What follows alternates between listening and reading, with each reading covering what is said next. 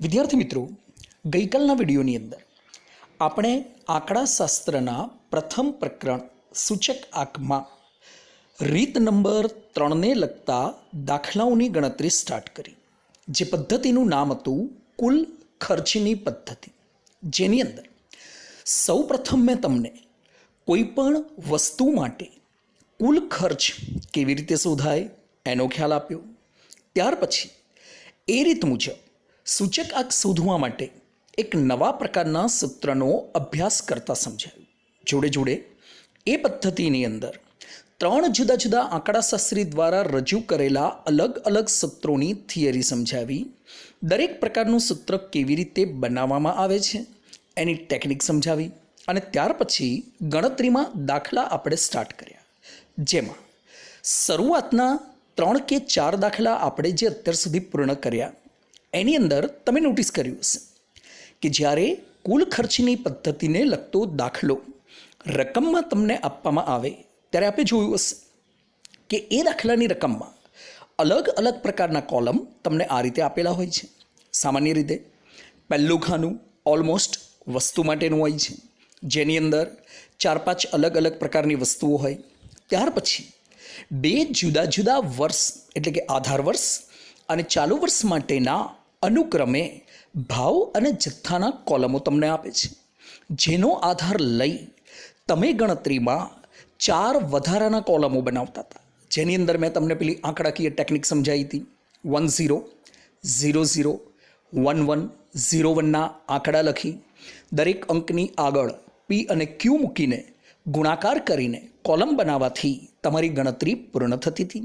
અને ત્યારબાદ અનુક્રમે લાસ્પેયર, પાસે અને ફિશરના સૂચક આંકનું સૂત્ર યુઝ કરીને કિંમતો મૂકતા તમને IL, IP અને IFનો જવાબ મળતો હતો. મિત્રો, આજે આપણે કુલ ખર્ચની પદ્ધતિની અંદર જ આગળ વધીશું, પરંતુ આજે હું તમને લોકોને આ પદ્ધતિમાં એ પ્રકારના દાખલા ગણાવીશ કે જેની રકમમાં તમારે થોડો ઘણો ફેરફાર કરવાનો હશે. સમજો, અત્યાર સુધી આપણને કુલ ખર્ચની પદ્ધતિના દાખલામાં જે રકમ આપવામાં આવતી હતી એમાં મેં સમજાવ્યું એ પ્રમાણે અલગ અલગ વસ્તુ માટે આધાર વર્ષ અને ચાલુ વર્ષના જે ભાવ અને જથ્થાની કિંમતો આપવામાં આવતી હતી.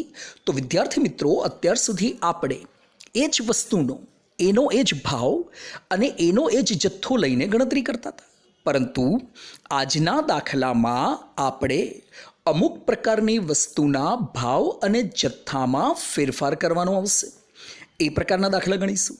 તમને રકમની અંદર જ્યારે કોઈ વસ્તુનો ભાવ કે જથ્થો આપેલો હોય ત્યારે એ ભાવ કે જથ્થામાં ફેરફાર કરીને તમારે ત્યાર પછી ગણતરી કરવાની છે. તો ચલો, સૌથી પહેલાં હું તમને એ સમજાવું કે રકમની અંદર ફેરફાર ક્યારે કરવાનો આવશે અને શા માટે કરવો પડે છે. પહેલાં આપણે એનો ખ્યાલ મેળવીએ. તો એક વસ્તુ યાદ રાખજો, જ્યારે દાખલાની રકમમાં તમને વસ્તુની બાજુમાં એકમનું એક વધારાનું કોલમ જોવા મળે, તમે જ્યારે રકમ નોટિસ કરશો ત્યારે પહેલું ખાનું હંમેશા વસ્તુનું હશે અને વસ્તુની બાજુમાં તમને એકમનું એક વધારાનું કોલમ આપેલું હશે.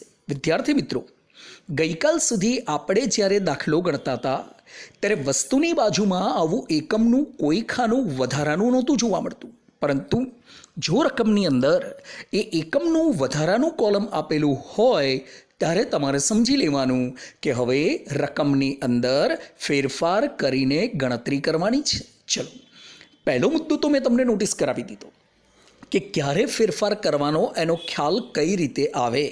તો એકમનું ખાનું આપ્યું હશે ત્યારે તમને નોટિસ થઈ જશે કે રકમમાં તમારે ફેરફાર કરવાનો છે. હવે મહત્વનો મુદ્દો એ છે કે આ આધીન આપણે ફેરફાર શા માટે કરવો પડે છે. તો ધ્યાનથી સાંભળજો. ગઈકાલે જ્યારે મેં કુલ ખર્ચને લગતી થિયરી સમજાવી હતી ત્યારે એક બાબત નોટિસ કરાવી હતી કે આપણે કોઈ વસ્તુનું કુલ ખર્ચ મેળવવું હોય તો એના માટે 2 પ્રકારની કિંમતોનો ગુણાકાર કરવો પડે, જેમાં એક વસ્તુનો વપરાશ એટલે કે જથ્થો લેવો પડે અને હવે આપણને ખબર જ છે કે એ જથ્થાને ભાવ સાથે ગુણવું પડે. પરંતુ વિદ્યાર્થી મિત્રો, મેં તમને કાલે નોટિસ કરાવેલું કે જથ્થાનો ગુણાકાર જ્યારે ભાવ સાથે કરીએ ત્યારે ધ્યાન એ રાખવાનું કે ભાવ આપણો એકમ દીઠ હોવો જોઈએ. જેના વિશે મેં તમને ગઈકાલે ખ્યાલ આપ્યો હતો. ચલો સમજવા માટે તમને હું એક ઉદાહરણ સમજાવું. માની લો કે આપણે દુકાનમાં 5 કિલો તેલની ખરીદી કરવા માટે જઈએ છીએ. તો તમારા ઘરની અંદર તેલનો વપરાશ માની લો કે 5 કિલો થાય છે અને તમે એટલી માત્રામાં વસ્તુની ખરીદી કરો છો, તો આ 5 કિલો એ આપણા માટે વસ્તુનો જથ્થો બની ગયો કહેવાય. હવે જો મારે એ વસ્તુનું ખર્ચ શોધવું હોય તો 5 કિલો તેલની કિંમતને એકમ દીઠ ભાવ એટલે કે 1 કિલોના તેલના ભાવ સાથે ગુણવું પડે. જો હું 5 ગુણ્યા 1 કિલો તેલનો ભાવ લઈને ગુણાકાર કરું તો મને તેલ રૂપી વસ્તુનું સાચું કુલ ખર્ચ મળે. પરંતુ માનો કે દાખલાની અંદર તમને એ વખતે 100 કિલો તેલનો ભાવ આપે છે. વિદ્યાર્થી મિત્રો ફરીથી નોટિસ કરજો, આપણી પાસે જથ્થો છે 5 કિલો, એને ગુણવા માટે 1 કિલો યાની કે એકમ દીઠ ભાવ આપણી પાસે હોવો જોઈએ. પરંતુ માનો કે તમને તમારા દાખલાની રકમમાં એ વખતે 100 કિલોનો ભાવ આપેલો છે 7,000 રૂપિયા. તો વિદ્યાર્થી મિત્રો એ 100 કિલોનો ભાવ 7,000 રૂપિયા એ એકમ દીઠ ભાવ કહી શકાય નહીં. હવે જો તમને 100 કિલોનો ભાવ આપ્યો હોય અને તમારે તેલરૂપી વસ્તુનું કુલ ખર્ચ મેળવવું હોય તો સૌ પ્રથમ એ ભાવને 1 કિલોના ભાવમાં કન્વર્ટ કરવો પડે, બદલવું પડે. કારણ કે જ્યાં સુધી 1 કિલોનો ભાવ એટલે કે એકમ દીઠ ભાવ ન આવે ત્યાં સુધી તમે સાચું ખર્ચ મેળવી શકો નહીં. પરિણામે આ પરિસ્થિતિમાં તમારે સૌથી પહેલાં ભાવમાં ફેરફાર કરવો પડે.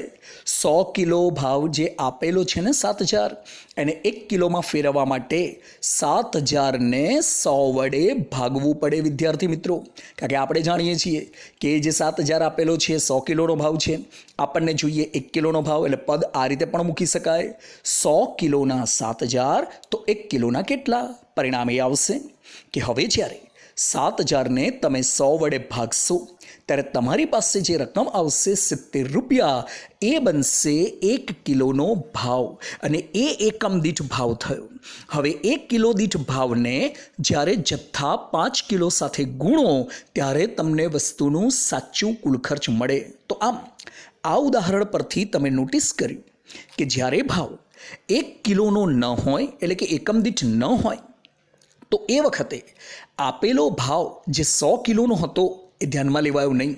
બસ વિદ્યાર્થી મિત્રો હવે આપણી રકમમાં પણ કંઈક આવું જ બનશે કે તમને જે વાસ્તવમાં એક એકમ પ્રમાણેનો ભાવ આપેલો હોવો જોઈએ, જેને આપણે એકમ દીઠ ભાવના નામે ઓળખીએ છીએ, એ નહીં આપેલો હોય. બસ એટલા માટે તમારે આપેલી માહિતીની અંદર ભાવમાં ફેરફાર કરીને ગણતરી કરવાની આવશે. જોકે એના માટે તમારે બહુ લાંબી પ્રોસેસ કરવાની નહીં આવે. હું એના માટે તમને જે 4 પ્રકારના મુદ્દા સમજાવીશ, બસ એ 4 પ્રકારના મુદ્દાને ધ્યાનમાં રાખીને જ તમારે રકમની અંદર ફેરફાર કરવાનો છે. પરંતુ હા, એ મુદ્દાની થિયરી સમજાવવું એ પહેલાં એક બીજી બાબત અંગેની સ્પષ્ટતા કરી દઉં. વિદ્યાર્થી મિત્રો, તમે જ્યારે એકમનું ખાનું જોયા પછી રકમની અંદર ફેરફાર કરો ત્યારે એટલું ધ્યાનમાં રાખવાનું કે જ્યારે કોઈ વસ્તુની આપેલી કિંમત મુજબ ફેરફાર કરવાનો થાય ત્યારે આ ફેરફાર ભાવ અને જથ્થા બેમાંથી મોટે ભાગે કોઈ એક જ જગ્યાએ ફેરફાર કરવાનો આવશે. જો વસ્તુના ભાવમાં ફેરફાર કરશો તો જથ્થામાં ફેરફાર નહીં થાય, અથવા જથ્થામાં ફેરફાર કરશો તો ભાવમાં ફેરફાર નહીં થાય. માટે એક જ જગ્યાએ ફેરફાર કરીને ગણતરી કરવાની છે. તો ચલો હવે હું તમને એ જે 4 ઇમ્પોર્ટન્સ મુદ્દા છે એના અનુસંધાનની અંદર ક્યારે કઈ જગ્યાએ કયા પ્રકારનો ફેરફાર શા માટે કરવો પડે છે એનો મુદ્દો ક્લિયર કરાવી દઉં. પછી આપણા રાબેતા મુજબ આ પદ્ધતિના દાખલા સ્ટાર્ટ કરીએ. ઓકે, તો વિદ્યાર્થી મિત્રો હવે હું તમને એ સમજાવું કે રકમની અંદર જે ફેરફાર કરવાનો આવશે તેમાં 4 કયા કયા પ્રકારના મુદ્દા તમારે ધ્યાનમાં રાખવાના. ધ્યાનથી નોટિસ કરજો. પહેલો મુદ્દો, જ્યારે કોઈ વસ્તુનો એકમ તમને 20 કિલોગ્રામમાં આપેલો હોય. વિદ્યાર્થી મિત્રો, આપણે જ્યારે રેગ્યુલર દાખલા ગણીશું ત્યારે તમે નોટિસ કરશો કે વસ્તુની બાજુમાં એકમના ખાનામાં તમને એવું શાર્પ લખીને જ આપેલું હશે કે 20 કિલોગ્રામ કે ગ્રા, શોર્ટકટમાં પણ શબ્દ યુઝ થાય. દાખલા તરીકે પહેલી વસ્તુ છે એ, અને એનો એકમ તમને 20 કિગ્રામાં જોવા મળે. તો વિદ્યાર્થી મિત્રો એટલું ધ્યાનમાં રાખવાનું કે જ્યારે એકમના ખાનામાં 20 કિગ્રા આપેલું હોય ત્યારે તમને રકમની અંદર આધાર વર્ષ અને ચાલુ વર્ષ બંને વર્ષોનો જે ભાવ એ વખતે આપેલો હશે એ 20 કિલોનો ભાવ હશે. કારણ કે એટલું ધ્યાનમાં રાખજો કે આપણો ભાવ હંમેશા એકમ ઉપર નિર્ભર કરે. જેમ કે મેં તમને અગાઉના ઉદાહરણમાં તેલનો ભાવ 100 કિલોનો આપેલો હતો એવું સમજાવ્યું. બસ એ જ રીતે તમારે એવું નોટિફિકેશન માનવાનું કે જો એકમના ખાનામાં 20 કિલોગ્રામ જોવા મળે તો બંને વર્ષોનો જે ભાવ આપેલો છે 20 કિલોનો ભાવ છે. હવે આપ જાણો છો કે કુલ ખર્ચ શોધવા માટે આપણી પાસે એકમ દીઠ મતલબ 1 કિલોનો ભાવ હોવો જોઈએ, જે નથી. પરિણામે એ વખતે માહિતીમાં તમારે એક ફેરફાર આ રીતે કરવાનો. બંને વર્ષના એટલે કે આધાર અને ચાલુ વર્ષના ભાવને એ વખતે તમારે 20 વડે ભાગી નાખવાનું. બસ આ એક નોર્મલી ફેરફાર કરશો એટલે તમારો એ વસ્તુ માટેનો એકમ દીઠ ભાવ આવી જશે. બાકી જેમ ગણતરી કરતા હતા એ પ્રમાણે ગણવાનું. બસ તો પહેલો મુદ્દો એ યાદ રાખવાનો કે જ્યારે કોઈ વસ્તુનો એકમ 20 કિલોમાં હોય ત્યારે બંને વર્ષના ભાવને 20 વડે ભાગવાનું છે. આ એટલા માટે કેમ કે આપણને 1 કિલોનો ભાવ મળશે. હા, ઘણી વખત એવું બનશે કે કોઈ વસ્તુના એકમની અંદર 20ની જગ્યાએ તમને 30 કિલો જોવા મળશે. તો વિદ્યાર્થી મિત્રો આ નોંધ ઉપરથી એ બાબત ધ્યાનમાં રાખજો કે જો એકમ 30 કિલોમાં હોય તો 30 કિલો વડે ભાગવાનું. ભાવને 30 કિલો વડે ભાગીશું. ધારો કે એકમ 50 કિલોમાં આપેલું હોય તો બંને વર્ષોના ભાવને 50 કિલો વડે ભાગવાનું. બસ તો આ રીતે પહેલો મુદ્દો 20 કિલો, 30 કિલો, 50 કિલો જે પ્રમાણે ભાવ હોય એ પ્રમાણે ભાગાકાર કરશો એટલે તમારો પ્રથમ પ્રકારનો ફેરફાર પૂર્ણ થશે. ચલો હવે બીજા નંબરના ફેરફાર ઉપર આગળ વધીએ. ઘણી વખત એવું બનશે કે રકમની અંદર તમને વસ્તુનો જથ્થો તો કિલોગ્રામમાં આપેલો હશે, પરંતુ એકમના ખાનામાં ક્વિન્ટલ જોવા મળશે. તો સમજો, જ્યારે કોઈ વસ્તુનો એકમ ક્વિન્ટલમાં આપેલો હોય પરંતુ જો વસ્તુનો જથ્થો કિલોગ્રામમાં હોય તો એ વખતે તમારે બંને વર્ષના ભાવને 100 વડે ભાગવું પડશે. કારણ કે આપણી ગણતરીમાં વિદ્યાર્થી મિત્રો નિયમ આ રીતે રજૂ કરવામાં આવ્યો છે કે જથ્થા મુજબનો એકમ હોવો જરૂરી છે. હવે જથ્થો કિલોગ્રામમાં હોય તો એકમને પણ કિલોગ્રામમાં કન્વર્ટ કરવો પડે. આપ જાણો છો કે એકમના ખાનામાં એ વખતે ક્વિન્ટલ લખેલું હોય તો પહેલાં આપણે એને કિલોગ્રામમાં ફેરવવું પડે. તો એના માટેનો એકમ આ રીતે આવે: 1 ક્વિન્ટલ બરાબર 100 કિલોગ્રામ થાય. બસ એટલા માટે એ વખતે બંને વર્ષોના જે ભાવ આપેલા હશે એને તમારે 100 કિલો વડે એટલે કે 100 વડે ભાગવું પડશે. તો વિદ્યાર્થી મિત્રો તમારે શોર્ટકટમાં એવી ટેકનિક યાદ રાખવાની કે જ્યારે એકમના ખાનામાં ક્વિન્ટલ લખેલું હોય અને જથ્થો જો કિલોગ્રામમાં હોય તો ભાવોને 100 વડે ભાગવાથી આપણી માહિતીમાં ફેરફાર થઈ જશે. આ બીજા નંબરનો મુદ્દો યાદ રાખવાનો છે. નેક્સ્ટ આગળ વધીએ. ત્રીજા નંબરનો મુદ્દો. ઘણી વખત એવું બનશે કે કોઈ વસ્તુનો એકમ તમને ડઝનમાં આપેલો હશે, એટલે કે વસ્તુની બાજુમાં એકમના ખાનાની અંદર ડઝન શબ્દ પ્રયોગ હશે, પરંતુ એ વખતે વસ્તુનો જે જથ્થો હશે મિત્રો એ નંગમાં આપેલો હશે. હવે આપ જાણો છો કે 1 ડઝન બરાબર 12 નંગ થાય. આવી પરિસ્થિતિમાં બંને વર્ષના ભાવને તમારે 12 વડે ભાગી નાખવાનું. કારણ કે જથ્થા પ્રમાણેનો એકમ હોવો જોઈએ. જથ્થો નંગમાં છે. હવે જો એને મારે ડઝનમાંથી નંગમાં કન્વર્ટ કરવું હોય તો 12 આવે. બસ એટલા માટે જ્યારે જથ્થો નંગમાં હોય અને એકમ ડઝનમાં આપેલો હોય તો એ વખતે બંને વર્ષોના ભાવને તમારે 12 વડે ભાગી નાખવાનું છે. એ 12 વડે ભાગતા તમારી માહિતીની અંદર એકમ દીઠ ભાવ મળી જશે. જે વસ્તુમાં ફેરફાર થયો છે એવું તમારે માની લેવાનું. અને ચોથો એક છેલ્લો મુદ્દો. અહીંયા એક અપવાદ ખાસ યાદ રાખજો.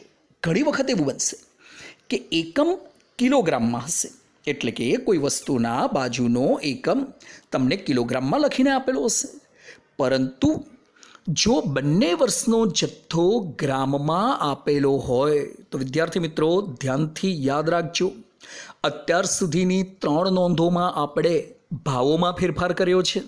અહીંયા એક અપવાદ છે, એકમના કોલમમાં કિલોગ્રામ હોય અને બંને વર્ષોનો જથ્થો જો તમને ગ્રામમાં આપેલું હોય તો એ વખતે તમારે બંને વર્ષના જથ્થાને 1000 વડે ભાગવું પડશે. જથ્થામાં ફેરફાર કરવાનો છે વિદ્યાર્થી મિત્રો, યાદ રાખજો. ફરીથી વસ્તુનો એકમ કિલોગ્રામમાં હશે અને બંને વર્ષોનો જથ્થો જો ગ્રામમાં હોય તો એ વખતે ભાવને ફેરવવાની જરૂર નથી. જથ્થાને 1000 વડે ભાગવાથી તમારી માહિતીની અંદર ફેરફાર થશે, કેમ કે તમે એકમો ભણી ચૂક્યા છો એટલે સેમી એકમ તમને યાદ હોવો જોઈએ. 1 કિલો ઇક્વલ ટુ 1000 ગ્રામ. બસ, તો આ રીતે માત્ર આ 4 ટૂંકમાં જણાવેલા ફેરફારોનો આધાર લઈને તમારે રકમની અંદર ભાવ અથવા જથ્થાની કિંમતોને બદલવાની છે. અને એ ફેરફાર કર્યા પછી જે રીતે અગાઉ આપણે ગણતરીના 4 કોલમો બનાવતા હતા એ જ પ્રમાણેના કોલમો બનાવીને ગણતરી કરવાની રહેશે. બીજું, તમે જ્યારે રકમની અંદર ફેરફાર કરો છો વિદ્યાર્થી મિત્રો, તો આ પ્રકારના ફેરફારની કોઈ ગણતરી તમારે રકમની અંદર બતાવવાની નથી. બસ તમે સીધો ભાગાકાર કરીને ડાયરેક્ટ જ કોલમની અંદર કિંમત મૂકી શકો છો.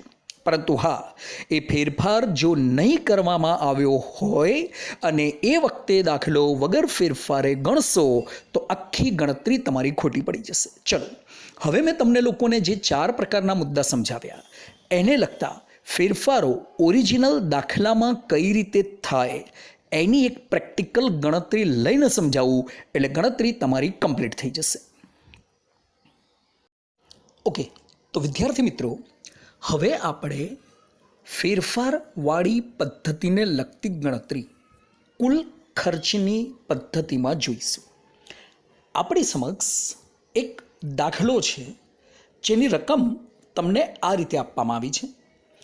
નીચેની માહિતી પરથી આદર્શ સૂચક આંકની ગણતરી કરો. વિદ્યાર્થી મિત્રો, અહીંયા તમને કોઈ પણ પ્રકારની પદ્ધતિ અંગેની સ્પષ્ટતા તો કરવામાં નથી આવી, પરંતુ હા, તમારા નોલેજ માટે કહી દઉં કે જો રકમની અંદર આદર્શ સૂચક આંક શોધવાનું કહેવામાં આવે તો ધ્યાન એ રાખવાનું કે આદર્શ તરીકે ફિશરના સૂચક આંકની ગણતરી કરવાની છે એમ તમારે માનવાનું. કારણ કે ગઈકાલે જ્યારે મેં તમને કુલ ખર્ચની પદ્ધતિનો અભ્યાસ કરાવ્યો ત્યારે સમજાવ્યું હતું કે ફિશર નામના આંકડાશાસ્ત્રીએ પોતાના અભ્યાસમાં બંને વર્ષોના જથ્થાને મહત્ત્વ આપ્યું. એણે આધાર વર્ષનો જથ્થો પણ લીધો અને ચાલુ વર્ષનો જથ્થો પણ લીધો. પરિણામે લાસ્પેયર અને પાસેના સૂચક આંક કરતાં એનો સૂચક આંક એ રીતે ચડિયાતો બન્યો. બીજી એક બાબત, એણે પોતાનું સૂત્ર ગુણોત્તર મધ્યકના સંદર્ભમાં રજૂ કર્યું છે. અને તમારા જાણકારી માટે કહી દઉં, સૂચક આંકની રચનામાં ગુણોત્તર મધ્યક એ એક આદર્શ સરેરાશ માનવામાં આવે છે. બસ એટલા માટે જો વિદ્યાર્થી મિત્રો રકમની અંદર આદર્શ સૂચક આંકની ગણતરી કરવાની હોય તો આપણે જાતે સમજવાનું કે માત્ર એકલા ફિશરનો સૂચક આંક શોધવાનો છે એમ માનીને દાખલો ગણવાનો. પરંતુ દાખલાની ગણતરી સ્ટાર્ટ કરીએ એ પહેલાં રકમને જરા ધ્યાનથી સમજો.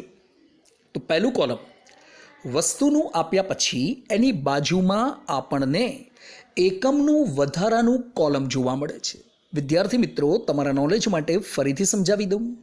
જો કુલ ખર્ચની પદ્ધતિમાં વસ્તુની બાજુમાં આ રીતે એકમનું વધારાનું ખાનું આપેલું હોય ત્યારે સમજી લેવાનું કે રકમની અંદર અંશતઃ ફેરફાર કરીને તમારે ગણતરી કરવાની આવશે. પરંતુ હા, એ ફેરફાર ફરીથી એક વખત ધ્યાનથી સાંભળજો. ફેરફાર માત્ર એક જ જગ્યાએ કરવાનો હશે. જો ભાવમાં ફેરફાર થાય તો જથ્થો નહીં બદલવાનો અને જથ્થામાં ફેરફાર થાય તો ભાવ નહીં બદલવાનો. તો ચલો, હવે હું તમને રકમ મુજબ ક્યાં કઈ રીતનો ફેરફાર કરવાનો છે એ સમજાવી દઉં. એકમની બાજુમાં ત્યાર પછી આપણને 2 અલગ અલગ વર્ષોના ભાવ અને ત્યાર પછી 2 અલગ અલગ વર્ષોના જથ્થા આપેલા છે, જેમાં 2014 અને 2015નું વર્ષ અનુક્રમે આપેલું હોવાને કારણે હવે તો તમે જાણો છો કે આ પ્રકારની ગણતરીમાં જે જૂનું વર્ષ છે એ આધાર તરીકે લઈશું અને એ સિવાયનું વર્ષ એ ચાલુ વર્ષ ગણાશે. સો રિમેમ્બર 2014ને આધાર તરીકે લઈશું, 2015ને ચાલુ વર્ષ તરીકે લઈશું. હવે ગણતરી જ્યારે શરૂ કરશો તો તમારે દાખલાની ગણતરીની અંદર વસ્તુની બાજુમાં એકમનું ખાનું તમારે બનાવવાનું નહીં આવે. આપણે તો આપણા ભાવ અને જથ્થાના રૂટીન કોલમ જ બનાવવાના આવશે. પરિણામે મેં નીચે કોલમો આ રીતે સંકેતમાં સેટઅપ કર્યા છે.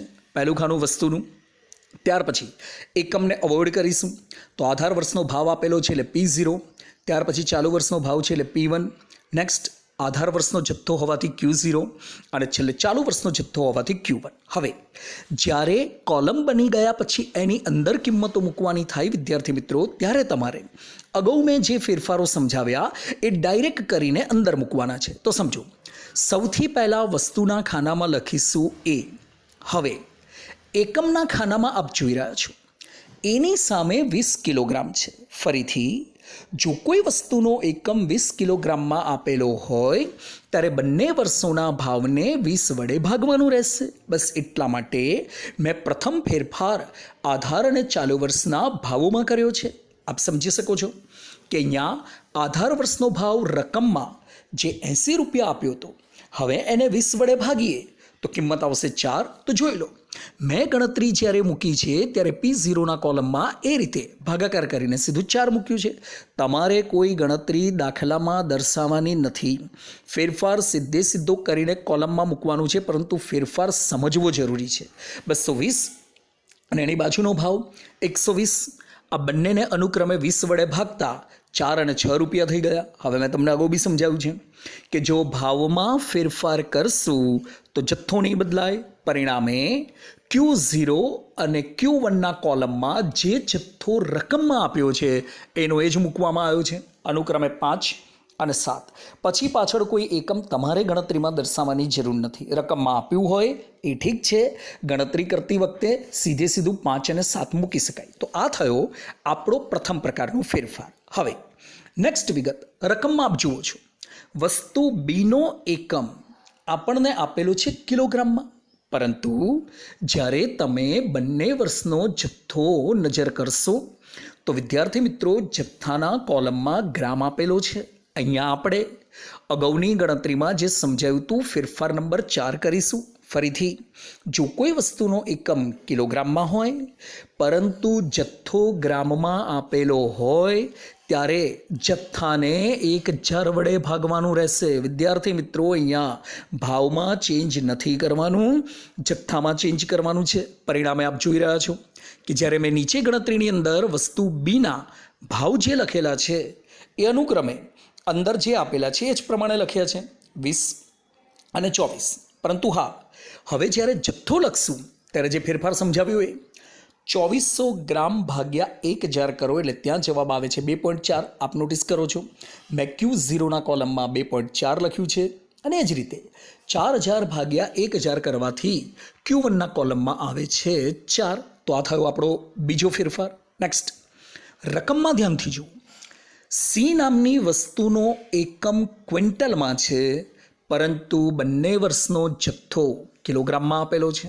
તો અહીંયા આપણે નોંધ નિયમ 2નો ઉપયોગ કરીશું. ફરીથી જ્યારે કોઈ વસ્તુનો એકમ ક્વિન્ટલમાં હોય પરંતુ બંને વર્ષનો જથ્થો કિલોગ્રામમાં આપેલો હોય ત્યારે ભાવને 100 વડે ભાગવું પડશે. બસ એ મુજબનો ફેરફાર મેં અનુક્રમે P0 અને P1માં કર્યો છે. આપેલા બંને વર્ષોના ભાવને 100 વડે ભાગવામાં આવ્યા. 2000 ભાગ્યા 100 કરતાં ત્યાં પ્રથમ ભાવ 20 થશે. બાજુમાં 2800 ભાગ્યા 100 કરતાં બીજો ભાવ આવશે 28. હવે ભાવ બદલ્યો એટલે જથ્થામાં કોઈ ચેન્જીસ નહીં થાય. તો આપ જોઈ રહ્યા છો કે Q0 અને Q1ની અંદર જે પ્રમાણેનો જથ્થો છે જ અનુક્રમે 10 અને 15 મૂકેલો છે. આ થયો ત્રીજા નંબરનો ફેરફાર. અને હવે ઉપરની રકમમાં આપ જોઈ રહ્યા છો 4 નંબરની વસ્તુ D કે જેની અંદર એકમ ડઝનમાં છે, પરંતુ વિદ્યાર્થી મિત્રો એનો જથ્થો નંગમાં આપેલો છે. અહીંયા આપણે નિયમ નંબર 3નો ઉપયોગ કરીશું. ફરીથી જ્યારે કોઈ વસ્તુનો એકમ ડઝનમાં હોય અને બંને વર્ષોનો જથ્થો નંગમાં આપેલો હોય ત્યારે બંને વર્ષોના ભાવને 12 વડે ભાગવાથી ફેરફાર શક્ય બનશે. બસ એ મુજબ P0 અને P1ના કોલમની અંદર આપણે ચેન્જીસ કર્યું છે. 48 અને 72 રૂપિયા જે ભાવ છે બંને ભાવોને 12 વડે ભાગતા અનુક્રમે 4 અને 6 રૂપિયા આવી ગયું. હવે ભાવમાં ચેન્જીસ થયો એટલે જથ્થો એઝ ઇટ ઇઝ રહ્યો 30 અને 35. બસ વિદ્યાર્થી મિત્રો, આ રીતે સૌપ્રથમ તમારે અગાઉ સમજાવેલા 4 જુદા જુદા નિયમોની નોંધને આધારે રકમની અંદર ફેરફાર કરવાનો. હવે આપ જોઈ રહ્યા છો કે આપણી પાસે વસ્તુની બાજુમાં ઓલરેડી P0, P1, Q0 અને Q1ના 4 મેઇન કોલમો બની ગયા. આ જ મેઇન કોલમનો આધાર લઈને હવે તમારે અહીંયા આદર્શ સૂચકાંક તરીકે એકમાત્ર ફિશરના સૂચકાંકની ગણતરી કરવાની છે. તો વિદ્યાર્થી મિત્રો, હવેની ગણતરીને જરા ધ્યાનથી સમજી લેજો. જો દાખલામાં માત્ર ફિશરનો સૂચકાંક શોધવો હોય તો એ વખતે તમારે ફિશરનું લાંબુ સૂત્ર એટલે કે જે પહેલાંવાળું સમજાવ્યું હતું એ સૂત્રનો ઉપયોગ કરીને ગણતરી કરવાની. કારણ કે અહીંયા IL અને IP નહીં હોવાને કારણે આપણે લાંબા સૂત્રનો ઉપયોગ કરવો પડશે. જો તમારી પાસે લાસ્પેર અને પાસેનો સૂચકાંક હોય તો જ તમે ટૂંકું સૂત્ર યુઝ કરી શકો, જે ગણતરીમાં ધ્યાનમાં નથી લેવાનું. બસ એટલા માટે ફિશરનું પ્રથમ પ્રકારનું સૂત્ર યુઝ કરવાનું છે. પરંતુ આપ જાણો છો કે એ સૂત્રમાં મૂકવા માટે તમારી પાસે 4 પ્રકારના અગાઉ સમજાવેલા કોલમ જ હોવા જોઈએ. કારણ કે આપણને ખબર છે કે એ સૂત્રની અંદર પ્રથમ આધાર વર્ષના જથ્થાને મહત્ત્વ આપવાનું છે, ત્યાર પછી ચાલુ વર્ષના, એટલે સૂત્ર આપ નીચે જોઈ જ રહ્યા છો, under root sigma P1 Q0 upon sigma P0 Q0 ગુણ્યા sigma P1 Q1 upon sigma P0 Q1 અને રૂટની 1200. પરિણામે સૂત્રમાં મૂકવા માટેની એ જ 4 કિંમતો કે જે અગાઉ મેં તમને સમજાવેલી છે એ તો આપણી પાસે હોવી જ જોઈએ. બસ એટલા માટે હવે તમારી ગણતરીમાં ગઈકાલે સમજાવેલા 4 કોલમો કે જેની અંદર અનુક્રમે P1 Q0, P0 Q0, ત્યાર પછી આવશે P1 Q1 અને છેલ્લે બનશે P0 Q1ના કોલમો બનાવવાના, જેને લગતી ગણતરી ગઈકાલે સમજાવી દીધી કે ગુણાકાર કેવી રીતે કરવાનો છે, દરેક કોલમની કિંમતનો સરવાળો લેવાનો. 4 કોલમોની ગણતરી પૂર્ણ થયા પછી હવે આદર્શ સૂચકાંક તરીકે ફિશરનું પ્રથમ પ્રકારનું સૂત્ર યુઝ કરવાનું અને એ સૂત્રમાં ઉપર મુજબની કિંમત મૂકવાની. તો આપ જોઈ રહ્યા છો, પહેલા કોલમની કિંમત છે 547.6 ભાગ્યા બીજા કોલમની કિંમત આવશે 388 ગુણ્યા ત્યાર પછી આવશે ત્રીજા નંબરના કોલમની કિંમત 768 ભાગ્યા છેલ્લા કોલમની કિંમત 548. આટલું રૂટની અંદર મૂકીને વર્ગમૂળની બહાર ગુણ્યા 100 કરવાનું છે. હવે વિદ્યાર્થી મિત્રો, આ ગણતરી કેવી રીતે થાય એ પણ જરા ધ્યાનથી સમજી લો. તમે જ્યારે ફિશરનું આ મુજબનું સૂત્ર લઈને ગણતા હો ત્યારે કિંમત મૂક્યા પછી હવે સૌ પ્રથમ ઉપરની કિંમતનો ગુણાકાર કરીને પહેલાં ઉપર મૂકવાનો. એ મુજબ આપણે અહીંયા જવાબ લખ્યો છે 420, 556.8. એ જ રીતે નીચેની કિંમતોનો ગુણાકાર કરીને નીચે મૂકી દેવાનો. તમે જોઈ રહ્યા છો 212 અને 624, બહારની સાઈડ ગુણ્યા 100. હવે રૂટમાં રહેલી બંને કિંમતોનો પહેલાં તમારે ભાગાકાર કરવાનો. વિદ્યાર્થી મિત્રો, આ ભાગાકારનો જવાબ પૂરેપૂરી ડિજિટની અંદર તમારે લખવાનો છે. ધ્યાન રાખજો, પોઈન્ટ પછી માત્ર 2 આંકડા સુધીનો જવાબ બતાવવાનો નથી. પોઈન્ટ પછીના બધા આંકડાને તમારે વર્ગમૂળમાં મૂકવાના છે.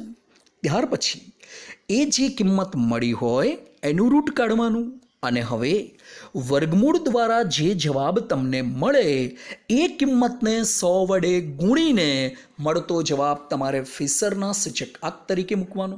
તો તમે પણ તમારી જાતે કેલ્ક્યુલેટર લઈને ગણતરી કરજો કે જેથી કરીને તમને પણ આ ગણતરી કેવી રીતે થાય છે તેનો ખ્યાલ આવશે. ફરીથી હું સમજાવી દઉં. ઉપર અને નીચેની કિંમતોનો ગુણાકાર કરી એ બંને જવાબનો ભાગાકાર કરીને મળતો જવાબ પૂરેપૂરો વર્ગમૂળમાં રાખવાનો. એને કાપવાની જરૂર નથી. જો પોઈન્ટ પછીના 2 ડિજિટ જ લઈને ગણ્યું તો અંશતઃ જવાબમાં થોડો ફરક પડી જશે. એટલે પૂરેપૂરી કિંમત રાખવાની. હવે એ જે જવાબ આવ્યો ભાગાકાર દ્વારા એનું વર્ગમૂળ કાઢવાનું, પરંતુ એ જવાબ લખવાનો નથી. એ વર્ગમૂળ દ્વારા જે જવાબ મળે એને 100 વડે ગુણવાથી સીધો જવાબ આવશે અને એ જવાબ તમારે ફિશરના સૂચકાંક તરીકે નોંધવાના છે. બસ આ રીતે એકમના કોલમમાં જોઈને ભાવ અને જથ્થાની વિગતોમાં આ પ્રમાણે ફેરફાર કરી તમારે કુલ ખર્ચની પદ્ધતિ મુજબ સૂચક આંકની ગણતરી કરવાની છે. મિત્રો, એના માટે મેં તમને જે 4 અગાઉ નિયમ નોંધો સમજાવી છે એ તમારે ધ્યાન રાખવું પડશે. ચલો, પ્રથમ ગણતરી પૂર્ણ કર્યા પછી હવે આ જ ફેરફારવાળી પદ્ધતિમાં આગળ વધીશું. નેક્સ્ટ ગણતરી કરીએ. ઓકે, તો વિદ્યાર્થી મિત્રો, હવે આપણે આ જ ફેરફારવાળી પદ્ધતિમાં એક નેક્સ્ટ બીજા નંબરનો દાખલો ભણીશું.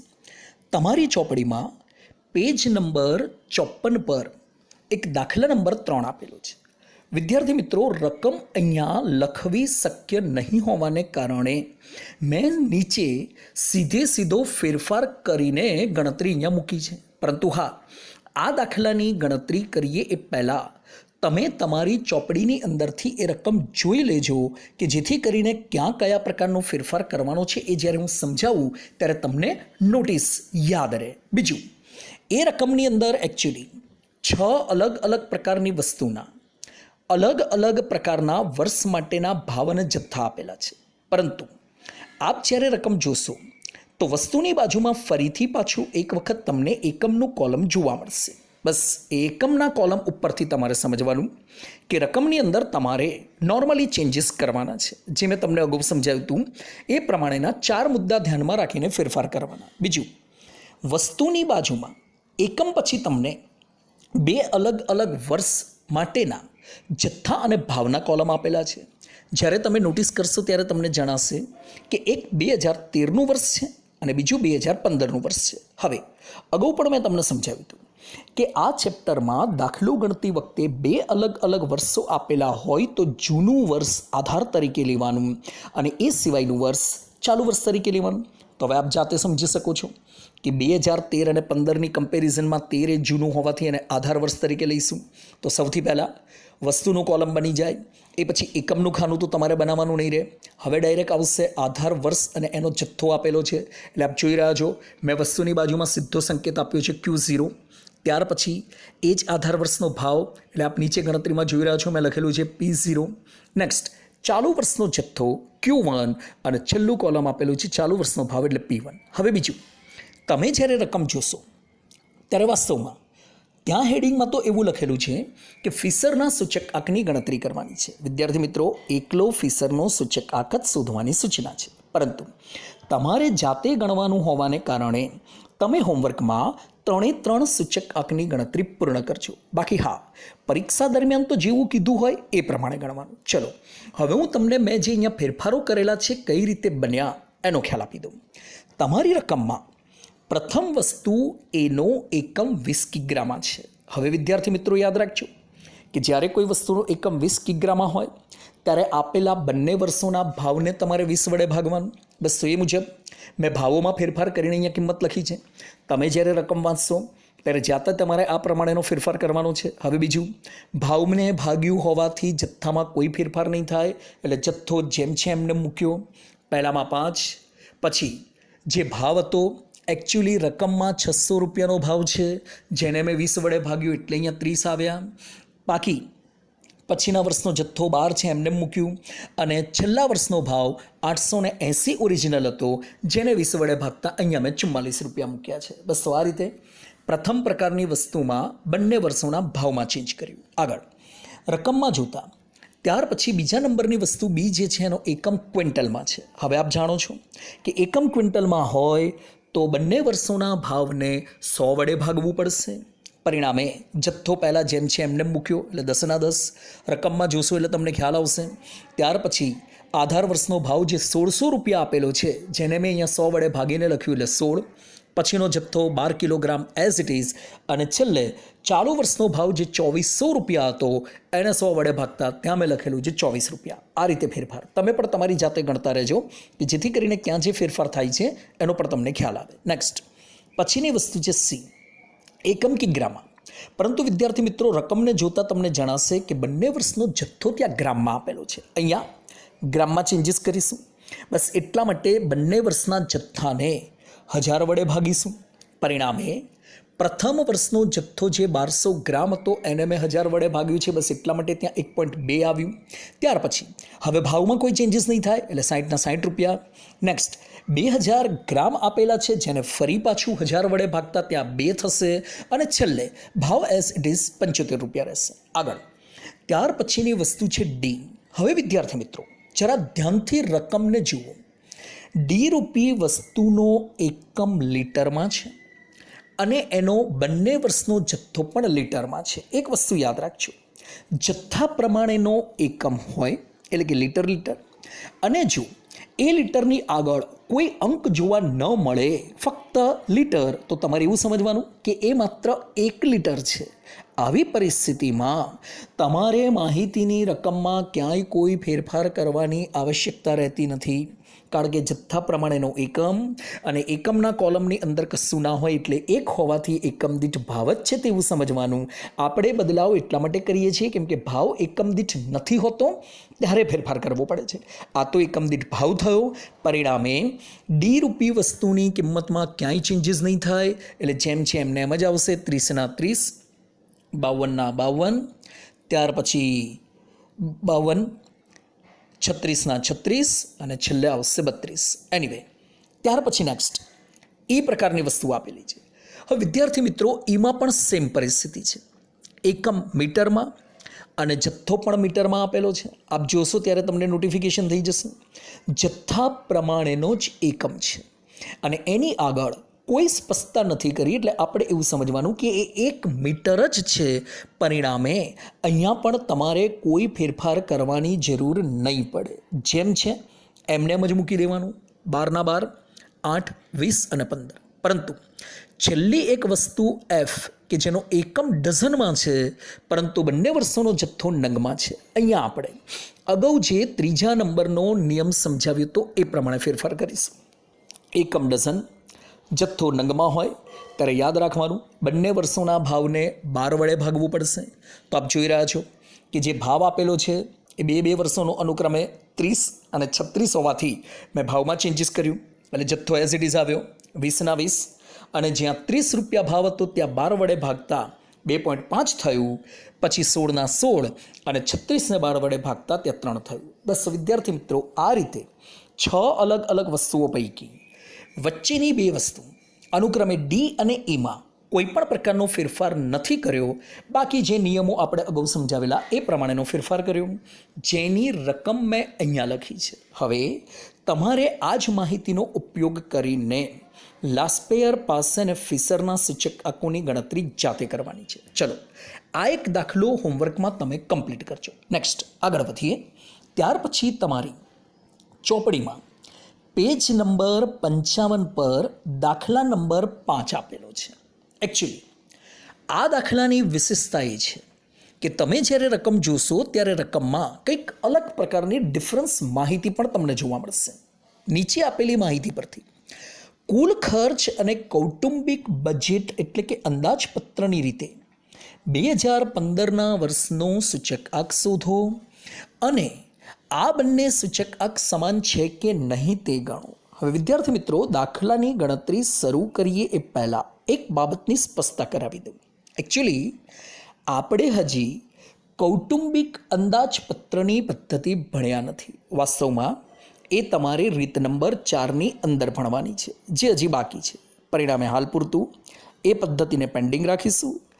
માત્ર કુલ ખર્ચની પદ્ધતિનો ઉપયોગ કરીને ગણતરી કરીશું. પરંતુ અત્યાર સુધીના દાખલાની રકમ અને આ દાખલાની રકમને જરા ધ્યાનથી જોશો તો તમને બહુ ડિફરન્સ જોવા મળશે. હાલ પૂરતું તમે જે કુલ ખર્ચની પદ્ધતિને લગતી ગણતરી કરતા હતા એમાં તમે નોટિસ કર્યું હશે કે વસ્તુની જોડે જોડે ક્યારેક એકમનું ખાનું હોય પણ ખરું, ન પણ હોય. ના હોય તો કોઈ ફેરફાર ન થાય, હોય તો સમજાવ્યું એ પ્રમાણેના ફેરફાર થાય. પરંતુ હા, એ સિવાય 2 જુદા જુદા વર્ષ માટે ભાવ અને જથ્થાના કોલમો તમને આપવામાં આવતા હતા, જેમાં જૂનું વર્ષ આપણે આધાર તરીકે લેતા હતા, નવું વર્ષ આપણે ચાલુ વર્ષ તરીકે લેતા હતા. વિદ્યાર્થી મિત્રો અહીંયા વસ્તુની જોડે એકમનું ખાનું તો છે, પરંતુ એ એકમના કોલમ પછી જો તમે નજર કરશો તો તમને આ રીતના 3 કોલમો આપેલા છે. 2013નું વર્ષ, એનો જથ્થો, 2013નું વર્ષ એનો ભાવ અને 2015નું વર્ષ એનો ભાવ. હવે વર્ષ 2 થયા એટલે સ્વાભાવિક છે કે આની અંદર 2013નું વર્ષ એ આધાર તરીકે લઈશું અને 2015નું વર્ષ એ ચાલુ વર્ષ તરીકે લઈશું. પરંતુ નોટિસ કરો તો જથ્થો જે છે એ તમને બંને વર્ષ માટે આપેલો છે, આધાર વર્ષ, ચાલુ વર્ષ. જથ્થો માત્ર તમને આધાર વર્ષ માટેનો જ આપેલો છે, પરંતુ ભાવ તમને બંને વર્ષો માટેના આપેલા છે. વાસ્તવમાં જથ્થો પણ આપણને બંને વર્ષોનો આપેલો હોવો જોઈએ, જે જોવા મળતો નથી. આપ ધ્યાનથી જુઓ, જથ્થો માત્ર એકલા આધાર વર્ષનો જ આપેલો છે. તો હવે ધ્યાનથી સાંભળજો, જ્યારે દાખલાની રકમમાં જથ્થો માત્ર આધાર વર્ષનો આપેલો હોય અને કુલ ખર્ચની પદ્ધતિ મુજબ ગણતરી કરવી હોય ત્યારે ફક્ત લાસ્ટ પે યરના સૂચક આંકની જ ગણતરી કરવાની છે, એમ તમારે સમજવાનું. કારણ કે આપણે જાણીએ છીએ કે પાસેનો સૂચકાંક શોધવા માટે ચાલુ વર્ષનો જથ્થો હોવો જોઈએ, જે નથી, અને ફિશરનો સૂચકાંક શોધવા માટે બંને વર્ષના જથ્થા હોવા જોઈએ, એ પણ નથી. બસ તો વિદ્યાર્થી મિત્રો, માત્ર એકલો આધાર વર્ષનો જથ્થો હોવાને કારણે ફક્ત એકલા લાસ્ટ પે યરના સૂચક આંકની જ અત્યારે ગણતરી કરવાની આવશે. ઘણી વખત એવું બનશે કે બંને વર્ષોનો ભાવ આપ્યા પછી તમને કેટલીક વખત જથ્થો માત્ર એકલો ચાલુ વર્ષનો જ આપશે. જો એવું હોય કે જથ્થો માત્ર એકલા ચાલુ વર્ષનો આપેલો હોય તો એ વખતે ફક્ત પાસેના જ સૂચક આંકની ગણતરી કરવાની છે. મેં અહીંયા નોંધની અંદર લખેલું છે, આપ એ નોટિફિકેશન યાદ રાખજો. પરંતુ હાલ પૂરતું જથ્થો આપણને માત્ર એકલો આધાર વર્ષનો આપેલો હોવાથી હવે ફક્ત કુલ ખર્ચની પદ્ધતિમાં એકલા લાસ્ટ પે યરની ગણતરી કરીશું. તો ચલો હવે પછી એ ગણતરી સમજીએ. ઓકે, તો વિદ્યાર્થી મિત્રો, એ 5મા નંબરના દાખલાની રકમને નોટિસ કરતા પહેલું કોલમ વસ્તુ, જેની અંદર અલગ અલગ પ્રકારની વસ્તુ આ રીતે આપેલી છે: ઘઉં, ચોખા, ખાંડ, તેલ, દાળ અને લાસ્ટમાં આપેલું છે ઘી. ત્યાર પછી એકમનું કોલમ છે. મેં અગાઉ બી સમજાવ્યું હતું, રકમમાં હોય ગણતરીમાં નોંધવાની જરૂર નથી, એટલે એને કેન્સલાઇઝ કરીએ. એ પછી આધાર વર્ષ માટેનો જથ્થો આપેલો છે, જેને સંકેત આપીશું Q0. ત્યાર પછી આધાર વર્ષ માટેનો ભાવ છે, જેને સંકેત આપીશું P0, અને છેલ્લે ચાલુ વર્ષ માટેનો ભાવ કે જેને સંકેત આપીશું P1. હવે ગણતરી સ્ટાર્ટ કરીએ પહેલાં ફેરફારો સમજી લો. તો ઘઉં રૂપી વસ્તુનો એકમ ક્વિન્ટલમાં છે. હવે આપ જાણો છો કે ક્વિન્ટલ આપેલું હોય ત્યારે બંને વર્ષોના ભાવને 100 વડે ભાગવું પડે. બસ એ મુજબનો ફેરફાર મેં અહીંયા ડાયરેક્ટ લખેલો છે. જથ્થામાં બદલાવ નહીં થાય એટલે ત્યાં જે છે એનું એ, અને બાજુમાં જે ભાવ આપેલા છે એ બંનેને 100 વડે ભાગીને અહીંયા અનુક્રમે 18 અને 24 લખ્યા. પછી બીજી જે વસ્તુ છે ચોખા, કે જેનો એકમ 20 કિલોગ્રામમાં આપેલો છે. હવે ખબર જ છે કે આવું હોય ત્યારે બંને વર્ષોના ભાવને 20 વડે ભાગવાનું, એટલે જથ્થામાં કોઈ ચેન્જીસ નહીં થાય, એટલે જથ્થામાં એઝ ઇટ ઇઝ 40. અને બાજુમાં જે મેં 2 ભાવ લખેલા છે વિદ્યાર્થી મિત્રો, તમે રકમમાં જોઈ લેજો, એ બંને વર્ષોના ભાવ 20 વડે ભાગ્યા પછીના લખેલા છે. ત્યારબાદ ખાંડરૂપી વસ્તુમાં એકમના કોલમમાં કિગ્રા, એનો જથ્થો પણ કિલોગ્રામમાં છે. ધ્યાને રાખવાનું, જથ્થા પ્રમાણેનો એકમ હોય અને જો એકમની આગળ કોઈ સ્પષ્ટતા ન હોય તો એ 1 કિગ્રાનો જ ભાવ છે એવું સમજવાનું. આ પરિસ્થિતિમાં જનરલી કોઈ ચેન્જીસ નહીં થાય, એટલે એની રકમ જેમ છે એમને એમ જ મૂકવાની રહેશે. 40ના 40, 30ના 30 અને 36ના 36. ત્યારબાદ સેમ એ જ રીતે તેલમાં પણ જથ્થો કિલોગ્રામમાં છે, આગળ પણ કિલોગ્રામ આપેલું છે, એટલે એની અંદર પણ કોઈ ચેન્જીસ નહીં થાય, એઝ ઇટ ઇઝ જેમ છે એમને મૂકી દેવાનું રહેશે. પરંતુ હા, તે પછી જે દાળરૂપી વસ્તુ આપેલી છે એનો એકમ ફરીથી 20 કિગ્રામાં છે. આ પરિસ્થિતિની અંદર હવે તમારે બંને વર્ષોના ભાવને 20 વડે ભાગવું પડશે. બસ મેં એ મુજબનો ફેરફાર કરીને લખેલું છે, એટલે જથ્થો 40નો 40, ભાવોને ભાગ્યા પછી જે જવાબ મળ્યો અનુક્રમે 100 અને 120 થયો. અને છેલ્લે છે ઘી, કે જેની અંદર ફરી પાછો એકમ કિગ્રામાં, જથ્થો પણ કિગ્રામાં છે. વિદ્યાર્થી મિત્રો, આ બાબત યાદ રાખજો કે તમારા દાખલામાં જથ્થા મુજબનો એકમ હોય ને એકમની આગળ કશું જ ના હોય તો એ એક જ છે એવું સમજવાનું. આવી પરિસ્થિતિમાં રકમની અંદર તમારે ક્યાંય કોઈ ચેન્જ કરવાની જરૂર નથી. એનીવે, જે જગ્યાએ ફેરફાર થતા હતા એ જગ્યાએ ફેરફાર કર્યા પછી હવે તમારી પાસે વસ્તુ Q0, P0 અને P1ના કોલમ કમ્પ્લીટ થયા. યાદ રાખજો, હું ફરીથી રિપીટ કરી દઉં. અત્યારે જે દાખલો આપણે ગણી રહ્યા છીએ એની અંદર જથ્થો એકલો આધાર વર્ષનો આપેલો છે અને પરિણામે હવે માત્ર એકલા લાસ્પેયરના સૂચક આંકની જ તમારે ગણતરી કરવાની રહેશે. તો આપ જાણો છો કે એકલો લાસ્પેયરનો સૂચકાંક શોધવો હોય તો આપણી ગણતરીમાં ભૂતકાળમાં જે 4 અલગ અલગ કોલમો બનતા હતા એમાંના પહેલાં 2 કોલમની જ કિંમતોનો આધાર લઈને આપણે IL શોધતા હતા. બસ તો એ મુજબ હવે એની ગણતરી માટે ફક્ત તમારે 2 વધારાના કોલમો બનાવવા પડશે કે જેની અંદર પેલા આંકડા લખીએ 1 0 0 0, આગળ ને પાછળ P અને Q મૂકતા પહેલું કોલમ બનશે P1 Q0, બીજું કોલમ બની જશે P0 Q0. હવે આપણને એ પણ ખબર છે કે આ કોલમની અંદર કિંમતો કેવી રીતે એડજસ્ટ કરવાની. આગળથી P1 અને Q0ની કિંમતોને લઈને ગુણાકાર કરવાનો છે, જે મેં અહીંયા લખેલું જ છે, અને એનો સરવાળો કરતાં તમને મળશે ટોટલ રકમ 34,720. ત્યાર પછી નેક્સ્ટ છેલ્લું કોલમ બનશે P0 Q0નું.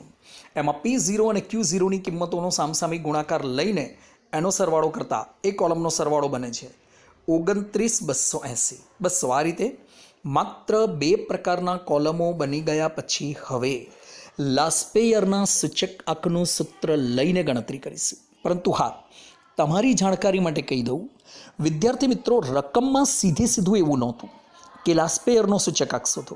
રકમમાં લખ્યું હતું કુલ ખર્ચની પદ્ધતિ. બસ એટલા માટે ભલે સૂત્ર આપણે લાસ્પેયરનું લઈશું પણ ગણતી વખતે લાસ્પેયર શબ્દ પ્રયોગ નહીં કરીએ, પદ્ધતિનો ઉપયોગ કરીશું.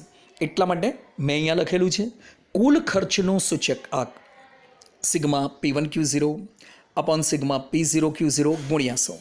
ઉપરની કિંમતોને મૂકીને અગાઉ સમજાવ્યું હતું એ પ્રમાણે ભાગાકાર કરતાં તમને જવાબ મળશે 118.58, જે અત્યારે આપણા માટે કુલ ખર્ચની પદ્ધતિનો સૂચકાંક બની જશે. બસ તો અહીંયા આપણી રીત નંબર 3ની ગણતરી પૂર્ણ થઈ.